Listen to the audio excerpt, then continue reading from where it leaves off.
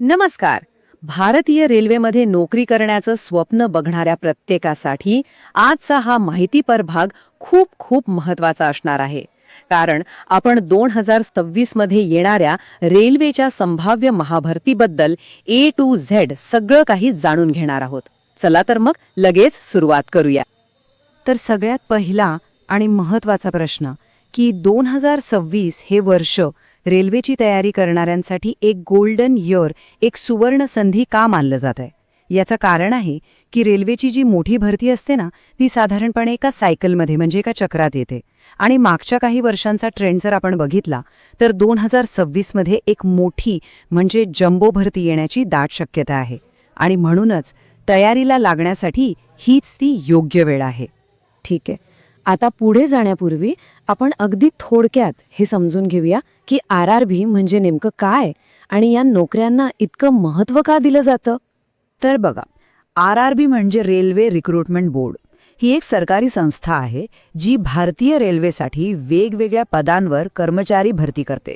आणि रेल्वेची नोकरी म्हणजे फक्त एक जॉब नाहीये, ती आहे एक प्रकारची स्थिरता, म्हणजे जॉब सिक्युरिटी, सोबत मिळणारे चांगले फायदे आणि समाजात मिळणारा एक वेगळाच मान. आणि म्हणूनच तर लाखो तरुण तरुणी दरवर्षी या परीक्षांची अगदी आतुरतेने वाट बघत असतात. चला आता त्या मुद्द्यावर येऊया ज्याची सगळेच जण वाट बघतायत. 2026 मध्ये नक्की कोणकोणत्या पदांसाठी भरती निघू शकते? स्क्रीनवर बघा. 2026 मध्ये ज्या प्रमुख भरती अपेक्षित आहेत त्यांची ही यादी आहे.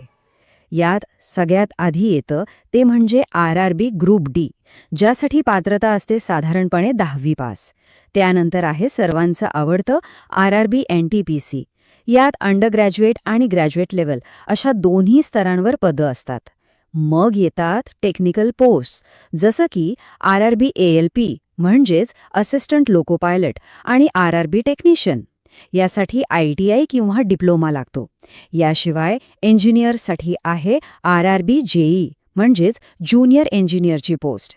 आणि ज्यांना वर्दीची आवड आहे त्यांच्यासाठी RPF कॉन्स्टेबल आणि सब इन्स्पेक्टरची भरतीसुद्धा अपेक्षित आहे.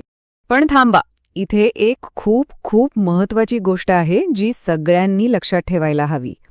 ही जी काही माहिती आपण बघतोय ही सगळी मागच्या भरती प्रक्रियेच्या ट्रेंडवर आधारित आहे.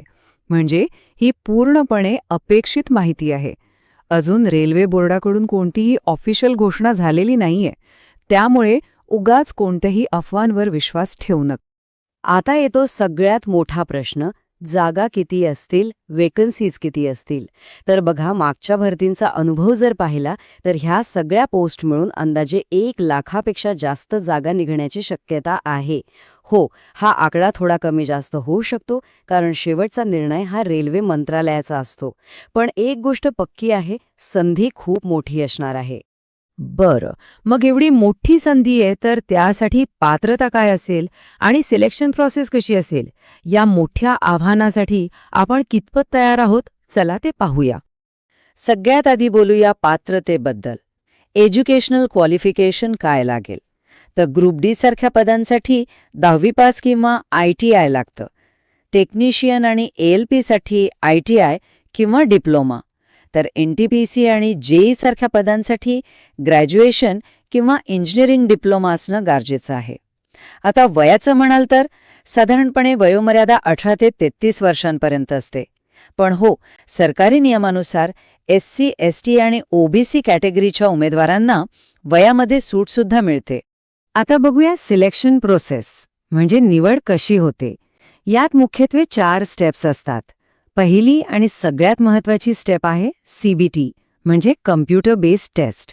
यात स्टेज 1 आणि स्टेज 2 अशा 2 परीक्षा होतात. दुसरी स्टेप ही पोस्टनुसार बदलते. म्हणजे ग्रुप डी साठी असेल PET म्हणजे फिजिकल टेस्ट, ALP साठी असेल सायको टेस्ट किंवा मग टायपिस्ट सारख्या पदांसाठी स्किल टेस्ट. हे पार केलं की येतो तिसरा टप्पा, डॉक्युमेंट व्हेरिफिकेशन म्हणजे तुमच्या कागदपत्रांची तपासणी.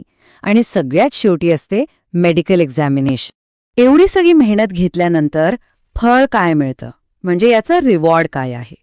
चला आता पगार आणि इतर फायद्यांबद्दल बोलूया. ह्या चार्टकडे बघा, तुम्हाला पगाराची एक चांगली कल्पना येईल. पे लेव्हल 1 म्हणजे ग्रुप डी साठी स्टार्टिंग सॅलरी साधारणपणे 25,000च्या आसपास असते. पे लेव्हल 3 म्हणजे टेक्निशियन सारख्या पोस्टसाठी हीच सॅलरी 35,000च्या जवळ जाते. आणि पे लेव्हल 6 म्हणजे जेई किंवा ग्रॅज्युएट एनटीपीसी पदांसाठी सुरुवातीचा पगार 45,000पेक्षाही जास्त असू शकतो. आणि हो, हे आकडे तुमच्या पोस्टिंगच्या शहराप्रमाणे आणि मिळणाऱ्या भत्त्यांनुसार थोडे बदलू शकतात हां. बरं, फक्त पगारच नाही तर इतरही अनेक फायदे मिळतात. सगळ्यात मोठा फायदा म्हणजे जॉब सिक्युरिटी, नोकरीची पक्की हमी. यासोबतच महागाई भत्ता म्हणजे डीए, घर भाडे भत्ता म्हणजे एचआरए, प्रवास भत्ता म्हणजे टीए हे सगळं मिळतं. त्याचबरोबर नवीन पेन्शन योजना आहे आणि तुमच्यासाठी आणि तुमच्या संपूर्ण कुटुंबासाठी उत्तम मेडिकल सुविधा सुद्धा मिळतात. याच सगळ्या गोष्टींमुळे रेल्वेची नोकरी इतकी आकर्षक वाटते. आत्तापर्यंत आपण भरतीबद्दल भरपूर माहिती घेतली, पण या यशापर्यंत पोहोचायचं कसं? त्याचा रोडमॅप काय असेल? चला आता 2024 साठी आपला तयारीचा प्लॅन कसा असावा ते पाहूया. ही बघा, 2026 सालची एक अपेक्षित टाईमलाईन मागच्या ट्रेंडनुसार. वर्षाच्या पहिल्या तिमाहीत म्हणजे जानेवारी ते मार्चमध्ये एएलपी आणि टेक्निशियनची जाहिरात येऊ शकते. दुसऱ्या तिमाहीत म्हणजे एप्रिल ते जूनमध्ये एनटीपीसी, तिसऱ्या तिमाहीत जेई आणि वर्षाच्या शेवटी म्हणजे शेवटच्या तिमाहीत ग्रुप डी आणि आरपीएफची जाहिरात येण्याची शक्यता आहे. मी पुन्हा एकदा सांगते, हे फक्त एक अनुमान आहे, एक ट्रेंड आहे. मग प्रश्न येतो की तयारी कधी सुरू करायची? याचं एकच उत्तर आहे, आत्ता, याच क्षणापासून. नोटिफिकेशन्सची वाट बघत बसू नका. गणित, रिझनिंग, जनरल अवेअरनेस आणि सायन्स या कोर विषयांवर फोकस करा. रोजचा एक स्टडी प्लॅन बनवा. मागच्या वर्षाचे पेपर सोडवणं तर खूपच महत्त्वाचं आहे.